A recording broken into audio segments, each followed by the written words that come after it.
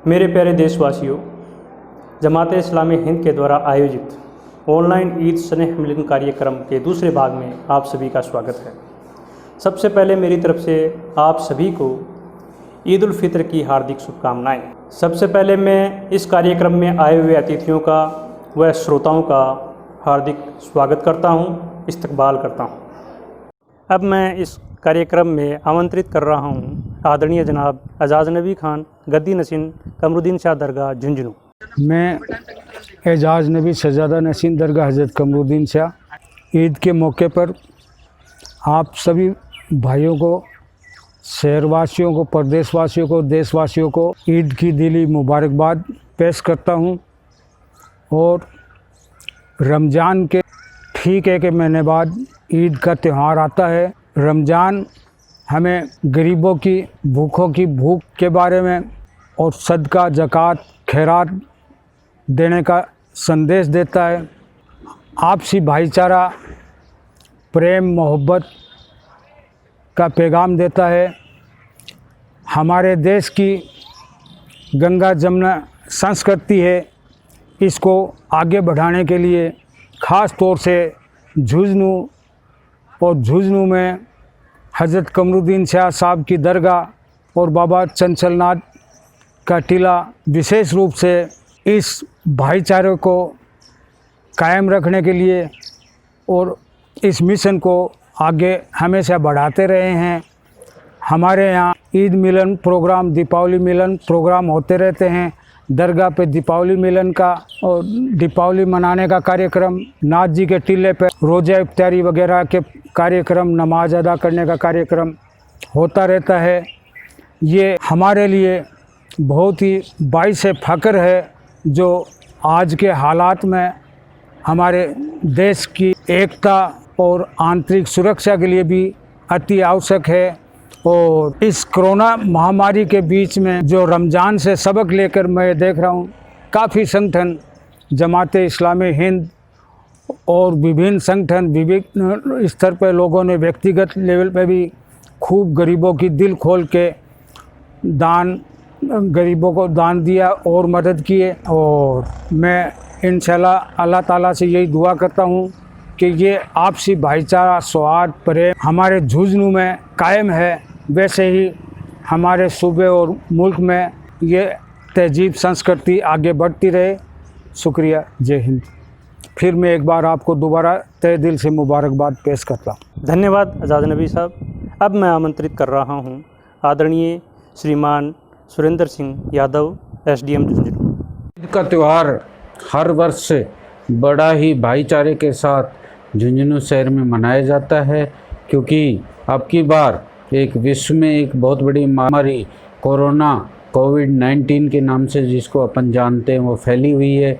उसको ध्यान में रखते हुए हमारे यहाँ पे सभी भाइयों ने, मुस्लिम भाइयों ने एक निर्णय किया कि ईद का त्यौहार, क्योंकि उस पर यदि हम सब लोग इकट्ठे होंगे और भाईचारे के साथ मनाएंगे तो उससे सोशल डिस्टेंसिंग की पालना नहीं होगी, अनावश्यक रूप से महामारी फैलने का भय रहेगा। इसमें ध्यान में रखते हुए सभी लोगों ने अपने अपने घरों के अंदर ईद का त्यौहार बहुत ही सौहार्दपूर्ण मनाया गया, क्योंकि ईद पे हर वर्ष बड़ा ही हिंदू मुस्लिमों का पूरा यहाँ शेखावाटी में भाईचारे के साथ मनाया जाता है, जिसमें एक दूसरे के लोग गले मिलते हैं और आपस में सौहार्द का माहौल कायम करते हैं। लेकिन क्योंकि अब की बार कोरोना महामारी फैली हुई थी, उसको ध्यान में रखते हुए ये त्यौहार आपस में मिलजुल के नहीं मिलाया जा सका। इसको ध्यान में रखते हुए अब ऑनलाइन सबको भाईचारे का संदेश इस ईद के त्यौहार के अवसर पर अब भेजा जा रहा है, ताकि जो सौहार्द का माहौल है,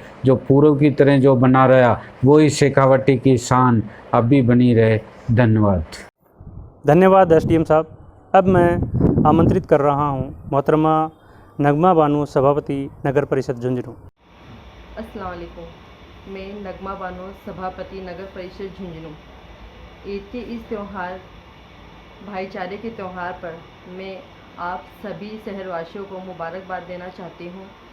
हम सब जानते हैं कि ईद का त्यौहार हमारे लिए खुशियाँ और भाईचारे का पैगाम लेकर आता है, लेकिन इस बार कोविड-19 महामारी के कारण अब की बार ईद का त्यौहार बहुत ही सादगी के साथ और सोशल डिस्टेंस को ध्यान में रखकर मनाया गया है। अब घरों में ही रहने की बंदिश के कारण आपस में एक दूसरे से मिलकर खुशियों का आदान प्रदान नहीं कर पाए, इसलिए डिजिटल माध्यम के द्वारा आप सब लोगों से रूबरू होने का मौका मिला है।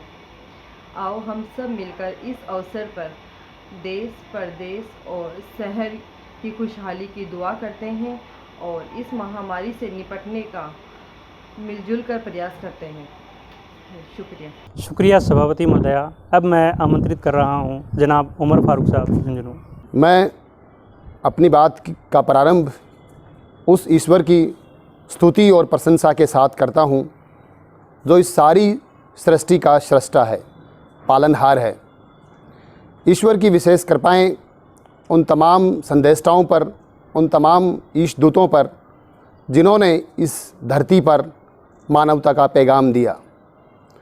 सर्वप्रथम इस ऑनलाइन ईद मिलन समारोह के अंदर मैं सभी को तहे दिल से हार्दिक शुभकामनाएं देता हूं, हार्दिक बधाई और हार्दिक मुबारकबाद प्रस्तुत करता हूं। ईद के इस मौके पर मैं ये कहना चाहूँगा कि इस मानवता के सामने क्या क्या चैलेंज हैं। सबसे बड़ा चैलेंज आज कोविड-19 एक महामारी के रूप में पूरे विश्व के समक्ष ये हमारे बीच बड़ा चैलेंज बना हुआ है।